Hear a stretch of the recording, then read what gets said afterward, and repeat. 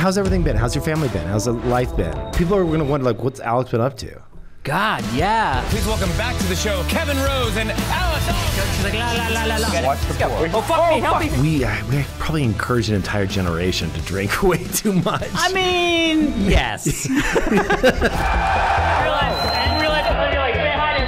We were backstage, and it was like 3,000 seats, and they were all filled, and this big British guy who's like the security guard. Yeah. He's like, what are these guys doing here? And we were like, we do the show. And he goes, they're just here for the beer. And we were like, okay, dude, just chill. And that's when we finished the show. So all 3,000 people start getting onto this platform. The giant security guard grabs both of us, and he was like, you were serious? They were here for you. And we were like, yeah, for dude. a photo. I've never seen anything like that. Remember back in the day when we would like have to work around the holidays, we'd like try to figure out how to like gang shoot, like do all this stuff.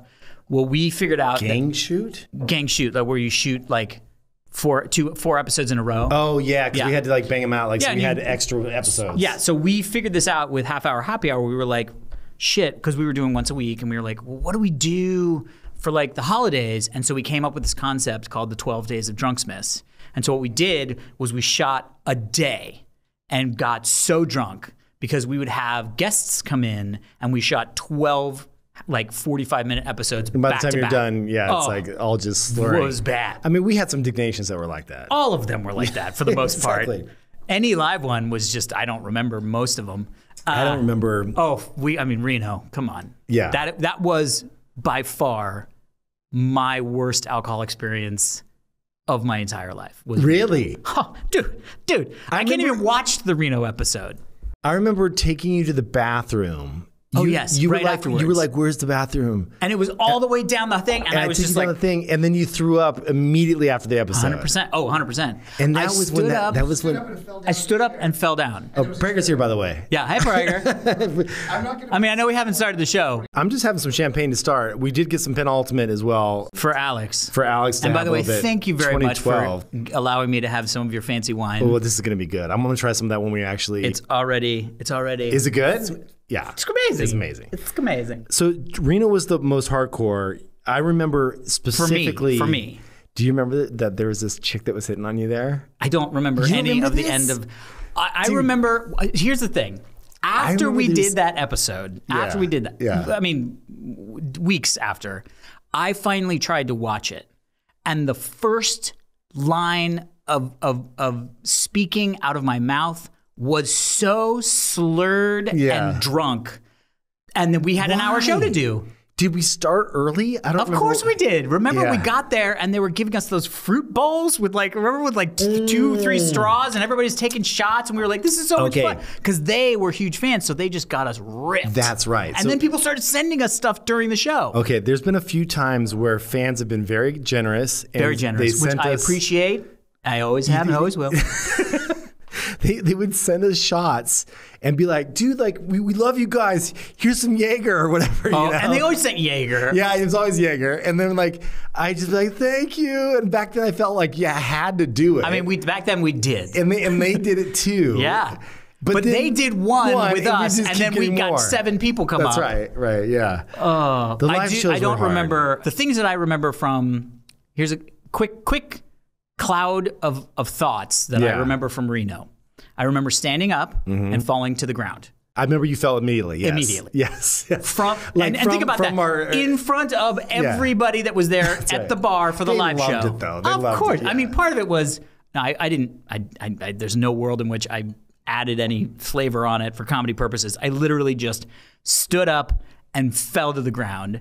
Then I remember taking pictures with some fans. Mm-hmm. Please, if you have those pictures, send them in. Oh, God. Oh, I have like a whole folder called Reno, and it's all photos of us just like... Then I remember saying, I need to go to the bathroom. Right. I remember I had to help you. Of course. You were like, bathroom. I was like, I don't know where I am. And it wasn't anywhere near where we were. No, it was a long walk. And it was through the casino. Yeah. And I just remember following you and serpentine. There was probably a closer bathroom. I was hammered too. It was literally the blind leading the blind. I don't know why I chose you of all people. I know. And I got to the bathroom, threw up, and then made it back, got some, like, my stuff, I guess, and then I went back to the hotel room. We were at a hotel. I remember having shrimp cocktail. I remember that phone call. I remember I was on the floor in my hotel bathroom, hugging the toilet. My phone rings. The hotel had a bathroom phone for emergencies, I'm guessing. Yeah. I grabbed it, I picked it up, and I just like remember the one time it works. It's like when you have the bathroom phone. I'm lying on the ground, and I have the phone, and I just remember you going, dude, you gotta order the shrimp cocktail. I'm having the best shrimp cocktail I've ever had in my life. It was so good. I was like, I'm on the ground throwing up. I can't believe it. You're like, what? Oh, okay. And I think we had to go to the snowboarding thing the next day. Yeah. It was brutal. And I remember, but the thing you don't remember is when we were getting those big punch bowls with the straws. Yeah. There was this one really attractive girl. And I know you had Heather at the time. You were dating. Yeah, because I remember talking to her the next morning, and she was like, she thought I was cheating on her that night. Well, this girl wanted some. I literally don't remember any of that. I appreciate that there was some Albrecht want. Yeah. But I was in no capacity to even know what was happening. No. There's no amount of like Cialis that could have resurrected you from I was literally on the floor. No, I get you. But I do not recall that there was a lady of there was a lady of interest. Targeting. Yes. Yeah, that did not. She did not care that you had a girlfriend. I wasn't conscious enough to even know that was happening. This week's episode is brought to you by Dram. Now, you've probably heard me mention that way back in the day, back in 2000, when I was a wee lad, I gave up soda absolutely cold turkey. That means nothing with corn syrup, aspartame, sugar, or any other crap, but I still really love sparkling beverages. That's why I'm excited to tell you about Dram. Dram is unlike anything you've ever had. It's packed full of real functional ingredients made from plants. Imagine a drink that's 0 calories, 0 sugar, and it's made with steam distilled organic ingredients. They have this citrus flavor that has orange blossom, hibiscus, lemon salt, rind from a grapefruit. It's fantastic. And my favorite, though, is their cola. It tastes just like classic cola, but it's made with adaptogenic mushrooms such as chaga, lion's mane, shiitake, and cordyceps. But you don't even taste the mushrooms. It tastes just like cola. Lastly, I love that their cans are BPA free and that their water is free from those harmful, they call them these forever chemicals. They're really bad for you. None of that in their water. It's just absolutely fantastic stuff. You got to give it a try. If you head on over to kevinrose.com/dram, you'll get my 3 favorite flavors as a bundle pack. And you'll also get 20% off everything at the store. So use the code KevinRose. That's kevinrose.com/dram, DRAM, and the code KevinRose. And thank you, Dram, for sponsoring the show. So it's happened again. Last week, I got a notice in the mail, another data breach. This time it was with my healthcare provider. I'm sure you've been here. Sadly, this problem is not going away. Obviously, they tell you to go and lock down your credit reports, but there's so much more at stake here. From the second your data is breached, it's being resold by companies called data brokers. Now, the good news is that as evil as these companies are, they're also companies. So that means that if you take your time to monitor, to find your data, and then you hire a lawyer to send them takedowns, you can have some success. Now, obviously, your time is more valuable than that. So I wanted to tell you about a service that I use, and it's today's sponsor. It's called Delete Me. They use a power of attorney to work on your behalf to find and methodically remove your data from these data brokers. And they are continuously monitoring these sites. There's over 750 of them out there. And they keep removing your data as it shows up, which unfortunately, it constantly does. And recently, Delete Me has expanded their core service, which is the ability to easily extend protection and peace of mind to anyone that you wish to include in your Delete Me account. They have a new area, it's called the Family Account Management, which creates this unified hub for your entire family privacy protection. And right now, you get 20% off all plans with the code KevinRose. Head to joindeleteme.com/KevinRose. It was fun times. You know, the one time my biggest hangover was actually our last episode. Really? Yes. I drank so much that, and this is, we probably encouraged an entire generation to drink way too much. I mean, yes. There is some fault on our shoulders. If you're watching this and you're like, I'm an alcoholic now, because of you, don't email. Don't email. Yeah, I mean, just don't. Follow us on Instagram. I will say that after that episode, I had never done what was called like the, like when you do the chasing the hair of the dog. Oh, yeah. Yeah. I'm not a big hair of the dog guy either. But I woke up so bad. I remember just being like, I my head was hurting like it had never hurt before. Yep. And I picked up the phone, and it's like at room service. This was like 8 a.m. or something like that. Yeah, because we were in LA. And I go, I need, and Daria was with me, and I go, I need 2 Bloody Marys, like doubles, because she was hurting too. And I'd never done this before. And the guy on the phone is like, I'm not sure we can serve alcohol at this hour. And he's like, buddy, yes you can. He's like, let me check. Yes, and I'm like, you got me, brother.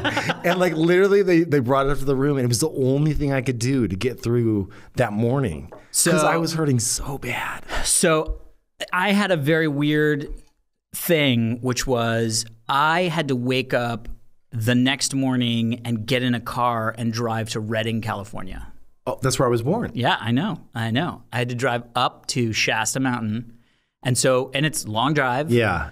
And so that's a long drive. It was a long drive, and I was hammered beyond it. I mean, we both were just out of it. Because it was not like while you were driving. Friends and family. No. This is like the night before, right? It's like friends and family, and it was just great, and fans, and it was such a joyous atmosphere, and just drinking.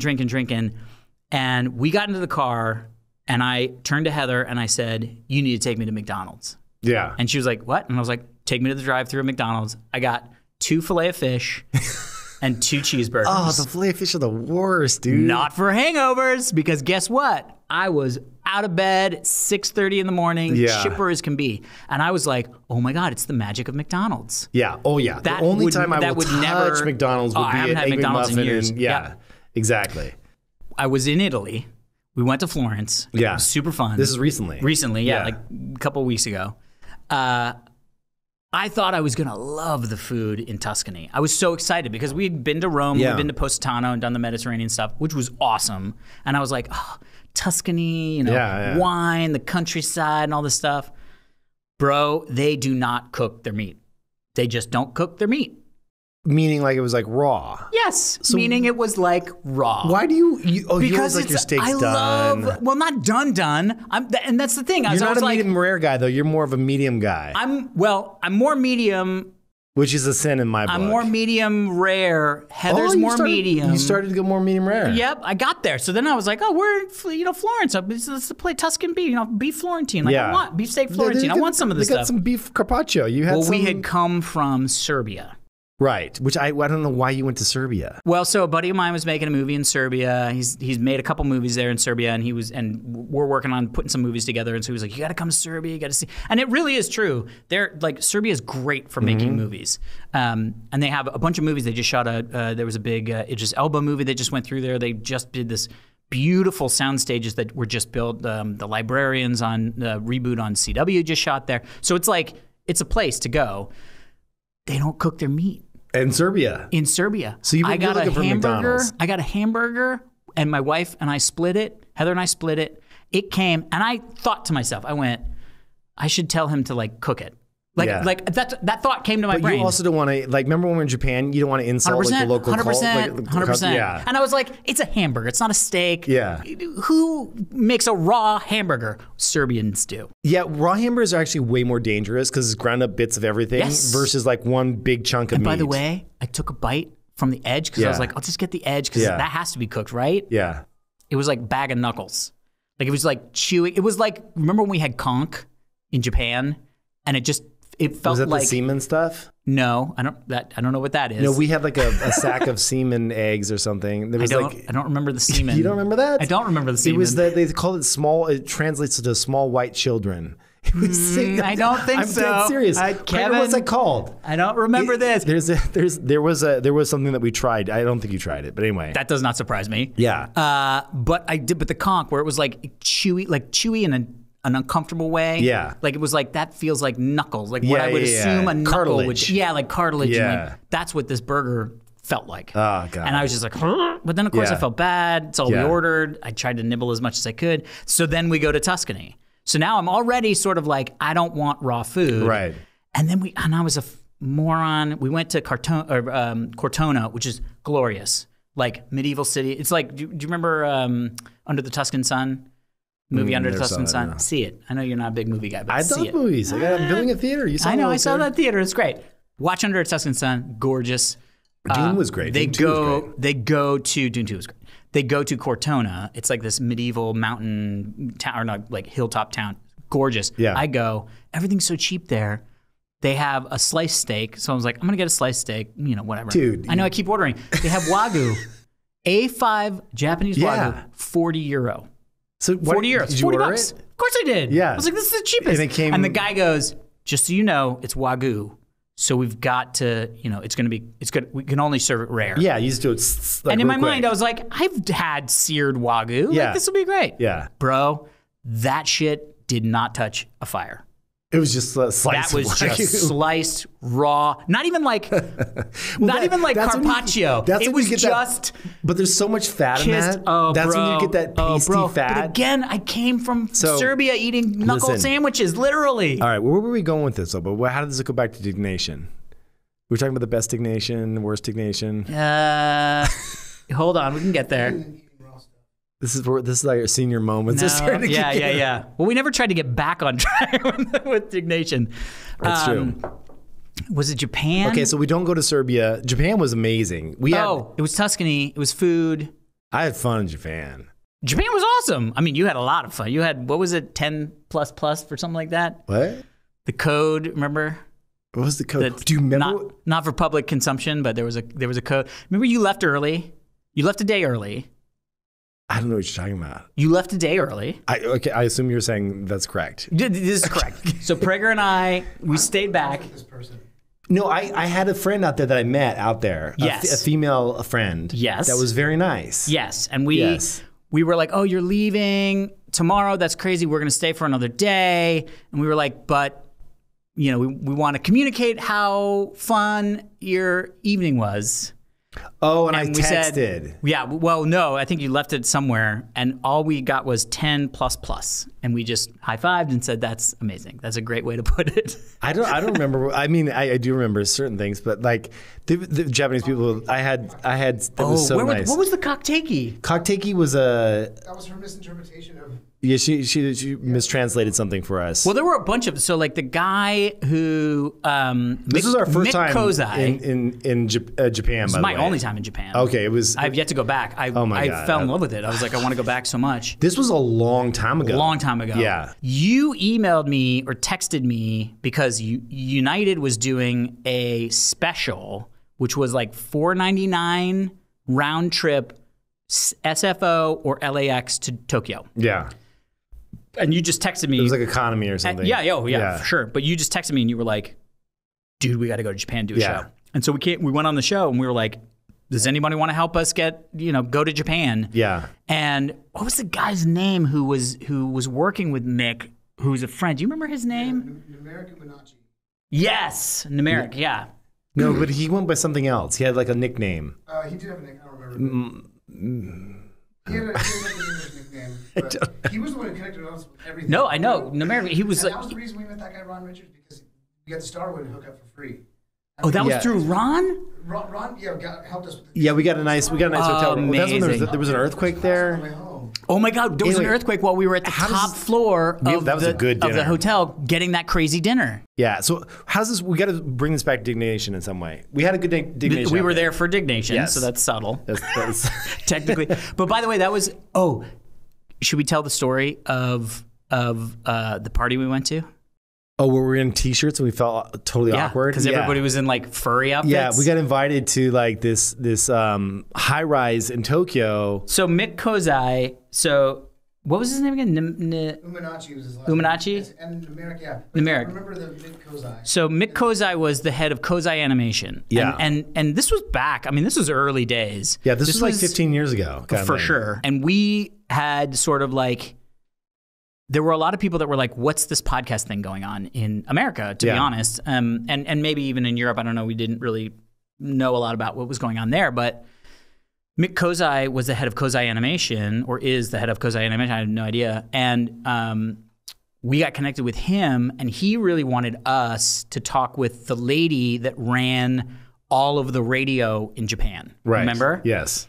And the way that we were going to meet her was we were going to go to this party. Like a house party. Like a house party. Yeah, and so I was in a shirt that I had been wearing all day long. Of course, It I. It was a black T-shirt, obviously. Shocker.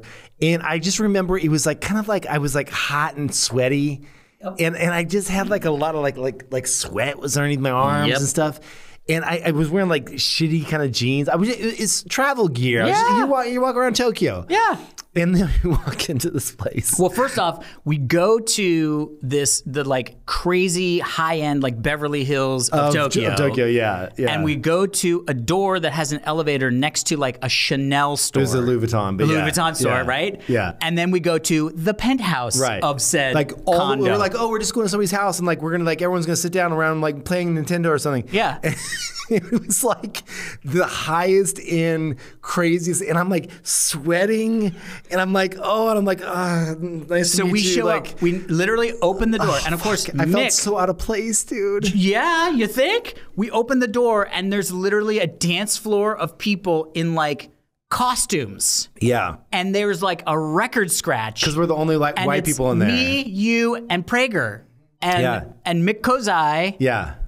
This was when there was like very little white people in Tokyo. Because I remember I got pissed when I saw another white person. Oh yeah. Because I was like, get out of here. Like I was like, I wanted like to all myself. Well, remember how because we went out to that place, that like art school out in the sort of like country. We took a train. Yeah. Remember we got off and everybody was staring at me. Yeah. Because it's not just white people, blonde hair, blue eyes. Oh, that's right. They were like, what is this weird thing walking by me? Yeah. It was crazy. Your hair is still, you don't have any grays. I mean, no. Do you dye it? No, not at all. So here's the funny thing. Remember when Diggnation, one day we were doing Diggnation and like the next week you came in and I'm like, what's wrong with you?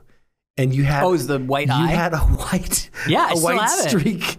But it was us just getting old. Yeah, of course. And I looked at you and I was like, what happened? Oh, no. And you were like, I don't know. Like I woke up it's just there. I just had white. It was like a white tiger streak or something. And I was like, what the hell? It was us getting old. That was the first sign. Yeah. And I remember I was like, I remember how I didn't know if guys undergarments, the carriage would turn gray. Like I didn't know if our junk would turn gray. Do you remember that? I used to like ask that in a podcast. I did a podcast about that. And I was like, dude, this is like, I didn't know that's a thing. Is it a thing? Well, a couple of hairs will do that. Really? As you get older, yeah. Interesting. I found one too. That's not happened to me yet. None. No. At your age. Yeah. Well, how old are you now? Thank you very much for that, Kevin. I think I'm older than you. So I'm 47. Yeah, I'm 48. Oh shit! And not a single gray down there. No. Prager, how you doing? Okay. Nothing? Wait, what? Nothing. You have no I got grays. some grays here. No, but you have nothing.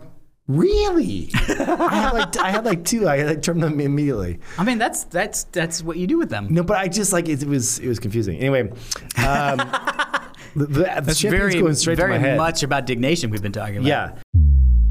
So only a handful of apps actually make it onto my iPhone primary home screen, and Copilot is an app that's front and center. It's been there for about 4 years, and I still use it pretty much every day to track my spending, my budgeting.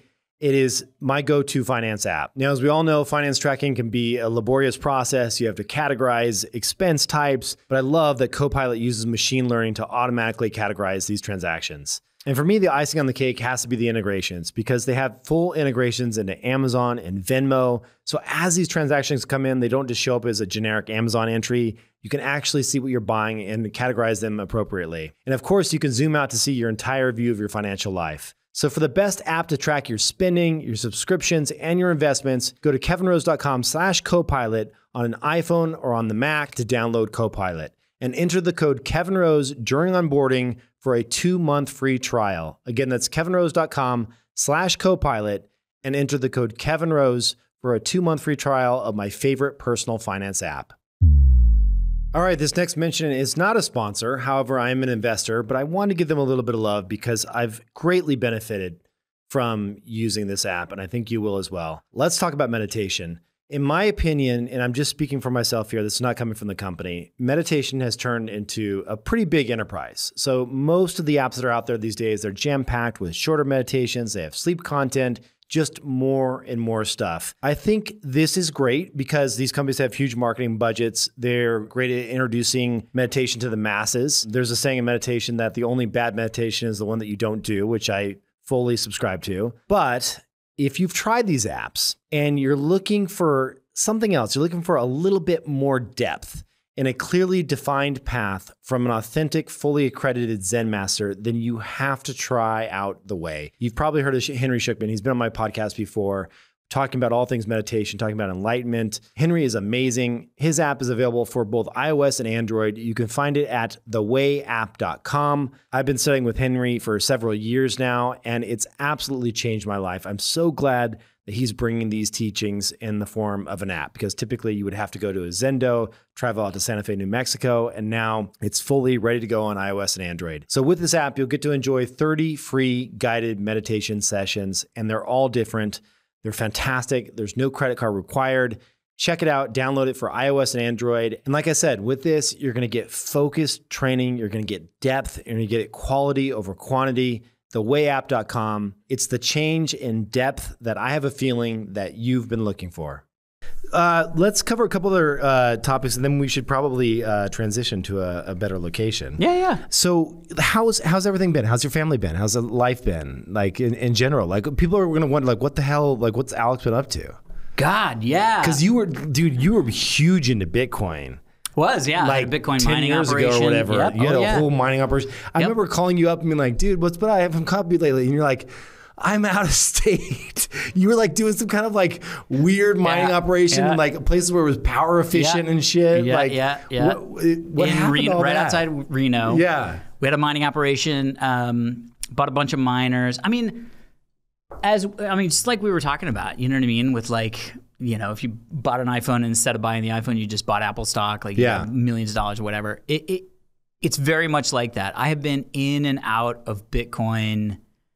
I mean, since it really, I mean, not as early as it started, because I remember talking about on Diggnation when it was like 5 cents a coin. It was nothing. I mean? Like it was nothing. I remember I looked back. My first purchase was at about $10 a coin. Which is crazy. And again, I go back to remember when it hit 100, I was like, oh, it's cash out, bitch. Hey, I'm man. out, son. It's always a good idea to sell until it's not a good idea that you sold. You know what I mean?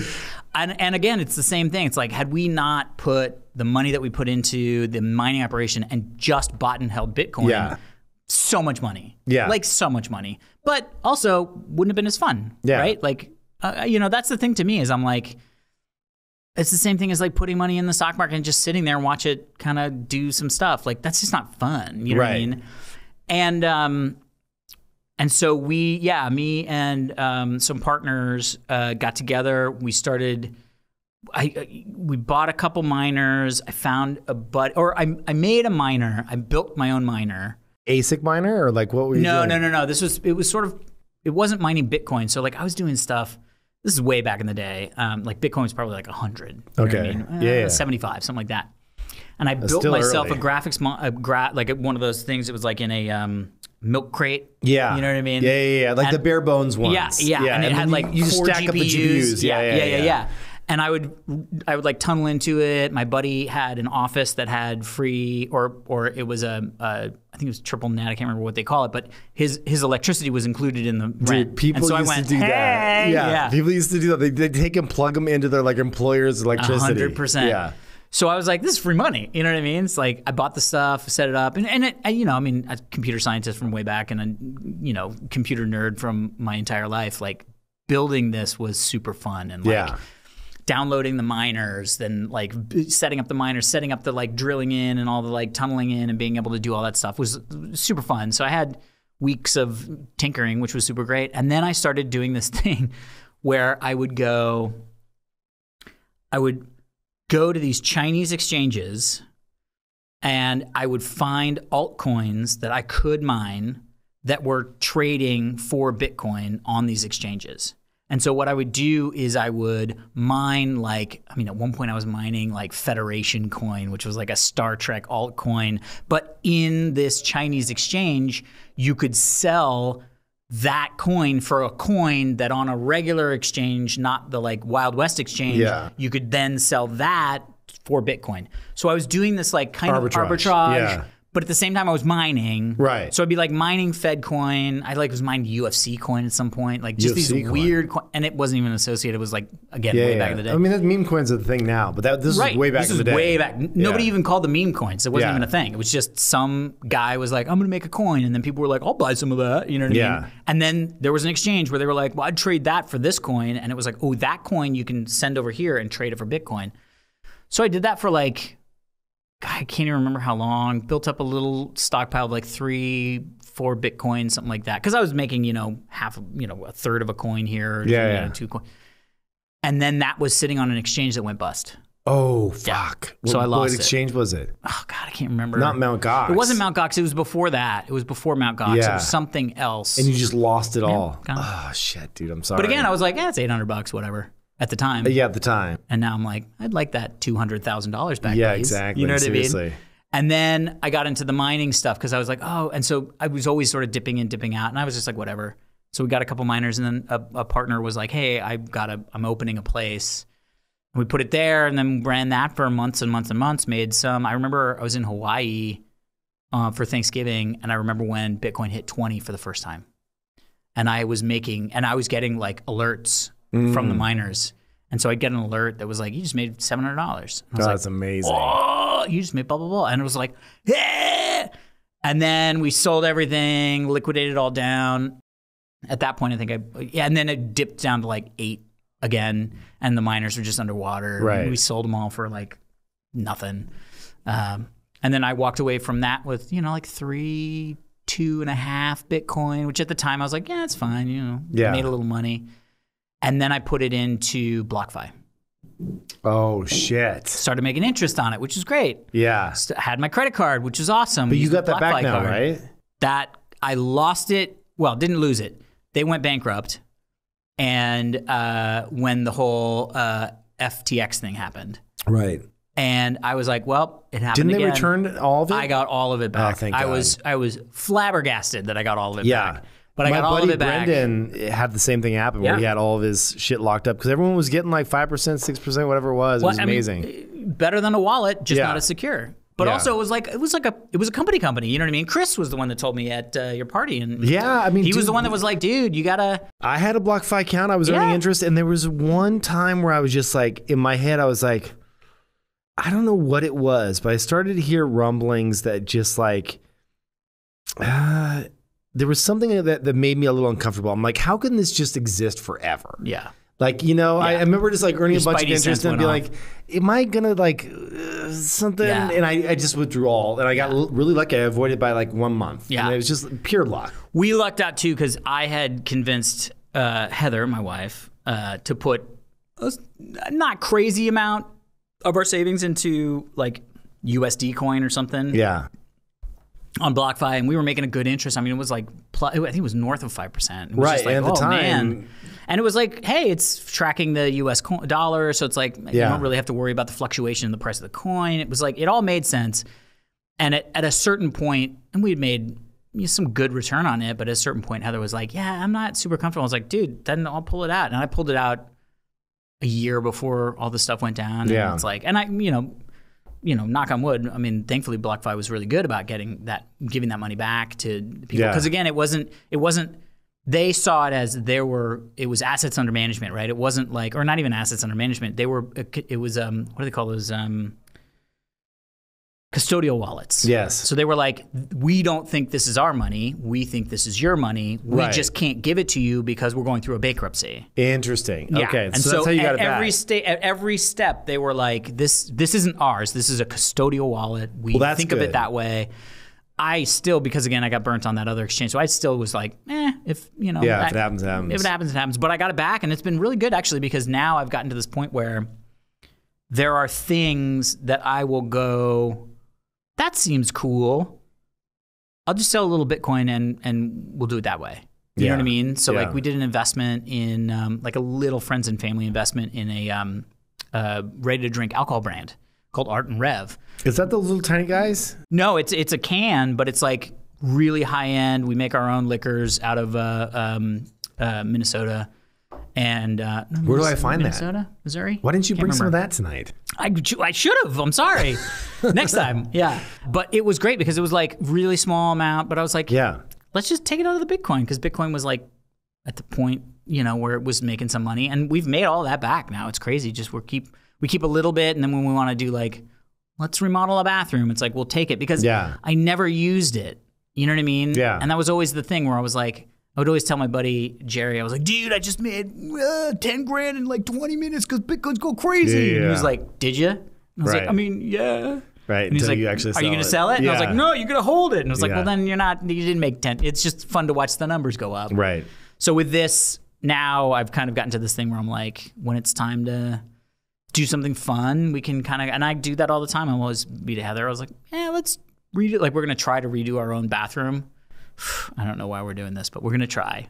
Yourself? Yes. Have you been watching those? I'm addicted to these Instagram accounts that have like all the woodworking tools and tips and shit like that. Do you watching that shit? Oh, dude, it's so good. No, but we should do like a little video Instagram account on us attempting to read. We're just doing our half bath. It's just like a little bath.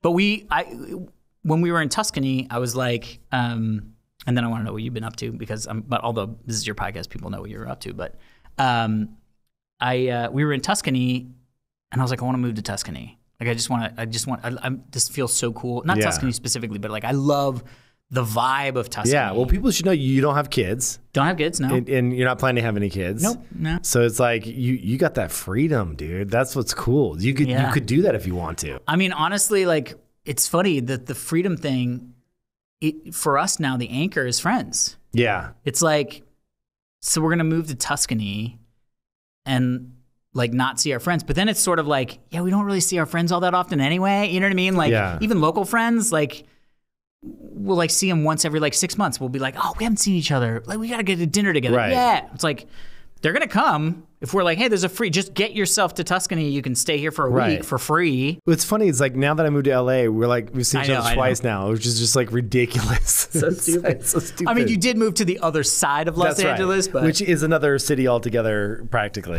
But yeah, it is ridiculous. But yeah, so did a bunch of Bitcoin stuff. And then our mutual friend, Ben, I was an advisor to his company, Caffeine, that he launched. And then he got a big investment from Fox to do, and this is a live streaming service, to do content to make a And you were studio. running a bunch of shows over there, I ran a bunch of shows. Yeah, I was running original production for them for a while, just creating shows, running them. Super fun. Had a blast. Yeah. Ben's a great guy. Yeah, and we did some really cool stuff. Like I had a live weekly interactive animated series. It was like a comedy animated show, but it was live and interactive, which was just like so fun, problem solving, all that stuff. Yeah. And then we did a live interactive Dungeons and Dragons show. I remember that. Dude, it was so fun. We had an animatronic host. The puppet was like an animatronic puppet was the host. And we would do our breaks for the thing. We'd literally just chat talking to an animatronic puppet. It was some of the best time ever. And then oversaw productions for them for a while. And then, I just kind of stepped away and was like, what do I want to do? And to be honest, I don't have an answer. You know what I mean? Like, I just enjoyed doing stuff, doing weird things. I just did my first loop group session. I don't know what that is. It's so weird. Is that like wife sharing stuff? No, that's different. That's different. It's a different loop. No, it's for the record. I do not do that. No, that's the loop you know of. It's not the loop I know. No, it's this voiceover thing that you do with a group of people where you do the ancillary voices and like fight battle noises and stuff for animated series, video games, and things like that. Oh, so it's crazy. I was like speaking. What are you talking about? I was speaking Icelandic at some point. It was super fun. It was an iPhone app? No. It was for like the one we were doing was for an animated show, movie that my buddy's doing. Oh, cool. Yeah, and it was just like I was like speaking Icelandic, and we were like Vikings, and it was crazy. It was so much fun. That's awesome. So much fun. But it's like that was cool. I mean, I'd do that again if somebody asked. You know what I mean? Like I don't really have. I mean, we're talking about this over coffee. It's like thankfully I personally have done enough where like I don't need to like. It's not that I don't need to work, because I need to work. You know, everybody needs to make money. But like, it's not like an immediate need. Whereas like before, it was like I need to work so I can like go to the grocery store. You know what I mean? And then once that need became, I need to work so that I can go to the grocery store in 15 years, right? Right. It was still a need. And now it's like, I need to work because I think in like 20 years, I don't know if I can go to the grocery store, but I think I might be able to go to the grocery store. You know what I mean? So it's like... And then you're checking your age, and you're like, okay, will I be dead, or will I be... Oh, my buddy screwed me up so bad. We Why? We were talking about we were playing video games, talking bullshit, because that's what we do. And it's great. It's a great life. And he goes, I can't remember what we were talking about. And he was like, look, if we're lucky, we've got 20 more years of being healthy and able to do whatever we want. Yes. Yeah. You're 48? Yeah. 68? I hope you can still do... No. If we're lucky, by 68, I hope so too, but by 68, I'm probably going to be... those years are going to be the same as my years. He's 74. How's he doing? He's doing good, but he's got, he's slowing down. He's got some back issues, you know what I mean? But like he can go have a nice dinner and hang out. Sure, and have 100%. fun. You'll be fine. 100%. But again, he's lucky. Yeah. You know what I mean? Yeah, my dad went down at 73. Yeah. Right, yeah. At your house. I know. Well, I mean, he didn't die at your house, but no. I got sounded horrible. Yeah. He was at my house. I got the phone call at your house. Dude, I will never forget that. I remember Prager knocking on our door at like 7 in the morning, and I was like, why is Prager knocking on my door? I was laying in your spare bedroom. We recorded Diggnation the night before, and my sister calls me at like, it was like 7 a.m. Yeah. And I'm like, it's like my phone I had on vibrate. It's like, zzz. I'm like, why is my sister calling? And in my head, I'm like, oh, fuck. Why would she be calling me this early? Yeah. Why? Yeah. Why? No good reason. No good reason. No, only bad reasons. Only bad reasons. Yeah. And then I picked up the second time she called, and she's like, Dad's passed, and like she's in tears. Yeah. And I was at your house, dude. I know. Yeah. And so what did Prager say? I don't even remember. That whole thing was a blur to me. Oh, dude. Prager knocked on the door, and I was like, what do they need at 7? Because you guys had a flight. Like, it was all going to be. Our flight was like 9 something. Yeah, it was going to be like. We were going back to coffee. SF. Yeah. Oh, yeah. And I remember I opened the door, and Prager was just like, dude, Kevin's father had a heart attack. We got to go. And I was like, what? Oh, okay. And I just put, I remember put on you some walked pajamas. me out to like the front room, and I was just like, he's passed. And like I was just like in a daze. Yeah. And I had to go to the airport, and I like booked. Like there wasn't even. I had to like call a taxi. That's like what you did. Back then. No Ubers. Yeah, for sure. Yeah, and then I just went to the airport and then booked a flight to Las Vegas. It wasn't until I was on the flight to Las Vegas that I kind of broke down because I was in such a shock. Dude, well, that's always what happens, right? You just kind of like zombie through, just because then you're in work mode, right? You're like, okay, I'm not going to SF. Gotta go to Vegas. Like, gotta get to the airport. Get on the flight. Get a ticket. Who flies to Vegas right now? You know exactly. What I mean? I was like Southwest. Okay. Yeah. It was and then the moment you're on there, you're like, oh my, this. I know. This happened. I was sitting next to this like younger girl, and I remember that I had to like put my hand over my face and like kind of like wipe some tears away, and I just remember her must have been like, what the hell is this guy all fucked up about? Yeah, that was crazy, man. We've been and you got engaged on stage at Diggnation. I mean, you announced it actually and surprised me. I was smart enough to not get engaged during the crazy London live show. Yeah. That was that crazy show where like, you remember the bouncer in the the like security guard that they gave us? No. The big British guy? Oh, dude, do you remember when I got a death threat to be shot and we had to have those guys? Oh, that's when Israeli guys. I think that's when that was. It was during that time. That was so weird. No, this was a different one. The Israeli guys. Yeah, for people that don't know, there was there was a death threat that came in to Dig that said, you're promoting too much left-wing content. Right, yeah. Like, why isn't there more? And this was like obviously a long time ago. Yeah. He said, I'm going to come to the Diggnation and shoot you. Like, I remember that. And then we had to file with the FBI, got 2 undercover Israeli it was like ex-Mossad guys. Yeah, and they had guns on them. Oh, yeah. And we were doing a live Diggnation, and I was like sitting there in front of the crowd being like, let's party, please don't shoot me. Yeah, like, bring the shots. You know? Like, that was tough. Oh, God, I totally forgot about that one. Yeah. But this guy, I remember, because it was at the O2 Arena when they did, or the O2 Conference Center, where it was like, it might have been WebEx, maybe? London. Are you sure that wasn't a feature of web apps? That was Might have been a feature of web apps. I think it was Ryan Carson saying. Yeah. And we were backstage, and it was like 3,000 seats, and they were all filled, and we were just getting like psyched up. And this big British guy who's like the security guard, he's like, "What are these guys doing here?" And we were like, "Oh, we do the show, and there's like a platform with a couch, you know what I mean?" And he was like, "You do a show?" And I was like, "Yeah, we just, we sit and we drink and talk." Yeah. And he goes, "Oh," he was like, "Aren't they getting free beer?" And I was like, "Yeah, I think we got them all free beer. Like we made it so that people would get beer on the way in." And he was like, "Oh, they're just here for the beer." And we were like, "Okay, dude, just let us get, we're about to go on stage in front of these people. Can we just chill?" And that's when this guy, our friend Prager, who does sometimes has good ideas. Yeah. We finished the show, and that's the one where Heather came and I announced that I got engaged. Everybody was crazy. It was so super fun. It was really, really a special time. And at the end of the show, everybody's losing their mind. It's so great. Of course, everybody rushes up to get a picture with us. Yeah. Say hi, get a picture. Yeah. And they're all in front of the little stand where there's a couch. It like lifts up like 4 feet or whatever. Like not even that, 3 feet. Yeah. So Prager goes, "Get up on the couch with the guys and take a picture." And so all 3,000 people start getting onto this platform. And then it was like, "No, don't get on the platform." They were like, "Get off the platform." Yeah, because it would collapse. It was collapse. I mean, there were so many people, and people were jumping on the thing, and we were just like, okay. And all of a sudden, the scruff of my back gets picked up by this British guy. The giant security guard grabs both of us and starts walking us out through the curtain, like the privacy curtain. And he's like, "Get out of the way, boys, get out of the way." And he's like pushing people out of the way. And I was like, shit. And then he throws us back into the thing. And he was like, "Holy hell." He goes, "You were serious. They were here for you."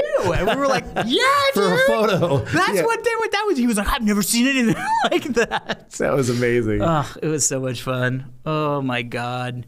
Well, we'll do another live show at some point. We should. Why not? Why not? We're in LA. Like I'm pretty sure we can find a venue and just do like a little 50-person. Just no Jaeger shots, please, people. No Jaeger shots. That's not going to be a thing. It'd definitely be a Jaeger shot. Our liver is going to die. Oh, speaking of livers and not drinking. Yeah, how your liver enzymes. So you went to. I don't look at those things. Yeah. You went 90 days without drinking recently. Give or take 20 days. No. I made it 45 days, and then I had to go get a drink. No. Honestly, so these wines.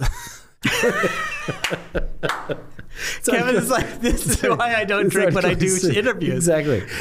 So no, honestly, the one thing that's fun about Harlan Estate and Napa is like I get to help them out on the advisory board, and so we were doing an advisory board meeting up in Napa. So I flew up there, and they're like, "Oh, guess what? Today's the blind tasting day where we're all going to do a blind tasting. We're going to pull out like 10 wines to blind taste." Yeah. The like library stuff. And I'm like, oh my God, like how can I not have a sip? And so I kind of broke down at 45, but I've been really good. I've been very good at not cutting back a lot.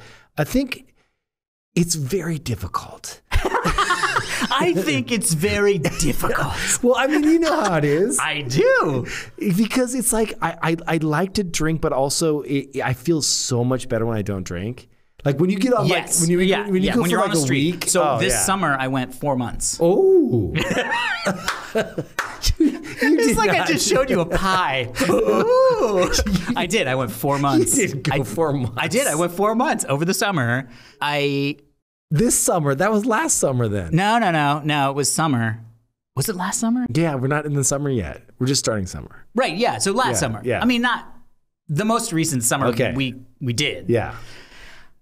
I just had, oh man, it's one of those things where like, I'm very much like, the way I talk about it, it's the same way I talk about eating, right? Did Heather have to stop, by the way, or did you she tried. She tried. How long did she make it? A couple days.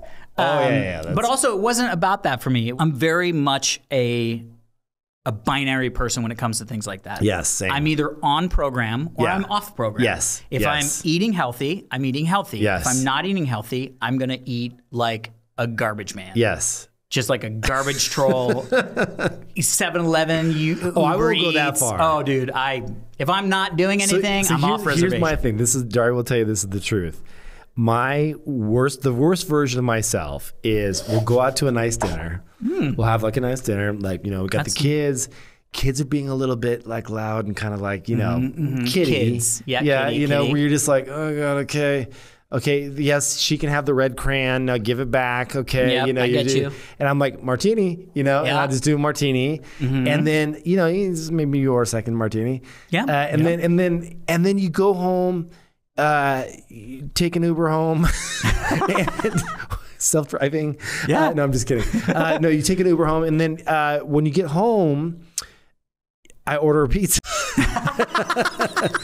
And then I'll eat the whole pizza. Okay, but where do you order the pizza from? A good place. Okay, that's like important. Emmy Squared. No. I'll order Pizza Hut pizza when I'm in garbage mode. Oh, Heather hates it. I can't do that, dude. Why don't you treat yourself? It's like $4 more for good pizza. Because I want the experience of eating crap.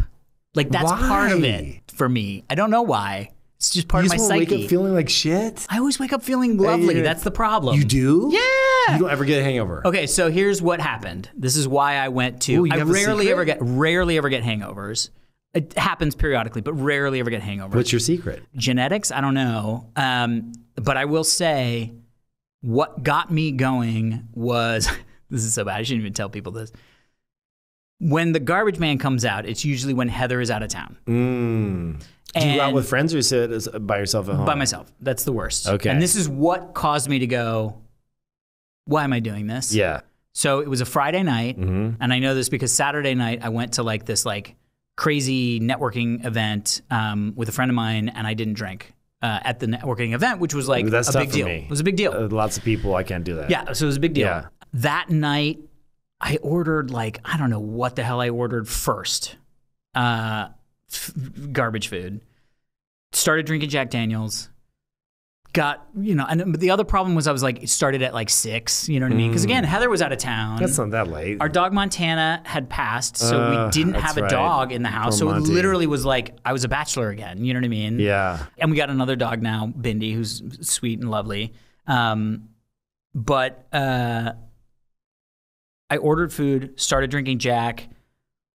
9:30, I'm like hungry. I'm not, but my brain says I'm hungry. Yeah. I order this like sloppy burrito and like Mexican, like quesadilla, whatever. Eat that. Yeah. Didn't need to.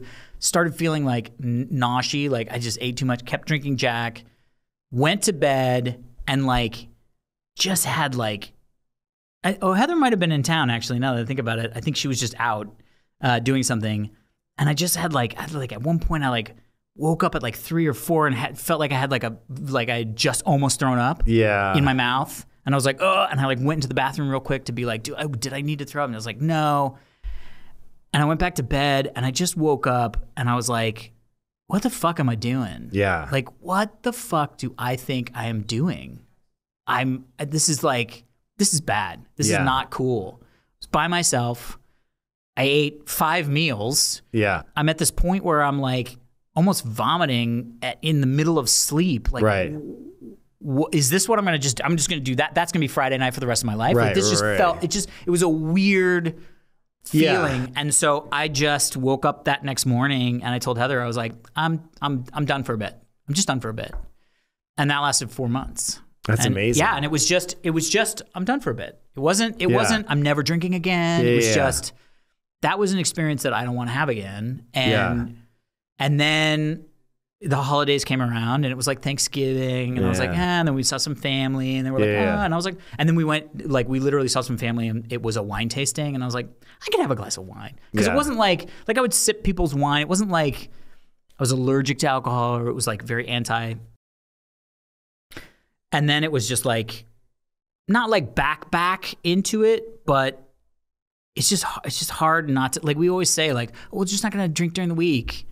And then one of us, I mean, it's a little bit like, it's hard with both of us and no kids, right? Because then it's like. Well, it gets harder with kids, dude. Oh, well, yeah, I get that. Because then you're just like, you're dealing with chaos at this age. Yeah. And then it's like, okay, Daria gets done with a really like long day and helps put them to sleep. Like, and to be fair, like mama's more important than dad at this age, and they lean on her more for a lot of the stuff. And she'll come down, pop a bottle of champagne or something, and she'll be like, you want a glass? And I'm just like, oh, I have a glass. The cool thing I will say is that I don't ever drink to like where I'm like hammered. Like I'm a kind of like 2.5 drink person, 2.75. Interesting. Okay. I drink a bottle of red wine almost every night. Oh shit! And it barely affects me. That's at amazing. This point. Yeah. I'll be curious what your liver enzymes look like. Probably good. Yeah. I think probably really good. We talked about this before this show. We're gonna do a whole makeup on you. We're gonna get I'm an ostrich. Test. I am a head in the sand. I mean, know. do you remember when I first got high cholesterol? High cholesterol. Yeah. We were in Austin. You were like 22 or some shit. Thankfully, I was a little bit older than that. But you remember we were in Austin. I was like, what the fuck are you talking about? I didn't order fries. Yeah. That was me thinking I was going to knock that out of the way. But then I lost a bunch of weight somewhere in there, and my cholesterol was fine. Yeah, but dude, we got to get your ApoB tested and LP(a) as well. For people that are curious, go get those tests. Those are very important. Yeah, we'll get you on the program. Hey man, I'm happy to learn all the things about the things. There's lots of things to learn. Yeah, so I did 4 months. That's amazing. Yeah, that's got. Yeah, I hear that at 3 months it gets a lot easier. I will say, if it hadn't been for a wine tasting event. Damn wine tasting. With family. I get it. Had it been a wine tasting event like with other people, you know what I mean? Yeah. Like I probably would have been able to like not go, you know what I mean? To be fair. There's a world in which I would have gotten through the holidays because I got through a lot of things because that's the thing with not drinking is there's so many reasons to drink. Well, it's funny because this is a perfect example. This is embarrassing, but like I've read a couple of those like cut back on drinking books. You know, it's not embarrassing, and we're allowed to say that, I guess. What would be embarrassing about that? Well, it's just like people. There's a stigma around having a problem around alcohol. You know. And like for me, I've always been like, can I cut back to like my doctor Peter Tia is like, okay, he's always told me like, 5 or less drinks is kind of like a week is like where you want to be at, Oh, a week. Yeah. I thought you were going to say a night, and I was like, I'm in. 4 glasses gets you a bottle. That's great. But like, a week. It's one of those things where when you read the literature on it, and it's like, I just. It's pretty poison. It's pretty bad 100%. for your body. Yeah. Yeah. So, but it's hard because you are not used to these social situations. Yeah. Where like when I was doing this, 45 days of being sober, I went to several like, functions that were like networking events or get-togethers or whatever. And you have to like, relearn a muscle or build a muscle that you didn't have because you were so used to being social hammered. Lubricant. Yeah. Oh, 100%. Yeah. Dude, I went to this crazy dinner where I shit you not, and I learned a bunch of crazy shit, but like I was sitting next to the CTO of Microsoft. This was like a month and a half ago. Yeah. And dude, he used to be like a fan. What? Yeah, he's the watch TechTV and shit, and like follow the video. And I was like, dude, what's up? Like, I didn't even know. That's amazing. Yeah, it was so cool. He's a really nice guy. His name's Kevin. He's a super nice guy. But nobody was drinking at the table. And like, but they were serving wine. There was like one guy that had like a half glass of wine. Interesting. And I was like, oh God, do I want to be the guy that's like, give me a glass of wine, And so I didn't do it. Yeah. But it was challenging because I was surrounded by like the other like 4 or 5 people were all just like, I would put them on the top tech pedestal in terms of people. And I was just like, it's a nerve-wracking thing. Of course, 100%. Because like, and there's no easier way to get relaxed, obviously, than alcohol or heroin. And it's just like... You're just like, no, I don't drink. Roll out this like heroin needle. Exactly. I was just kidding about that. I've never tried heroin. Anyway, should we shoot a Diggnation? Yeah, fuck it. Let's do it. Yeah. All right.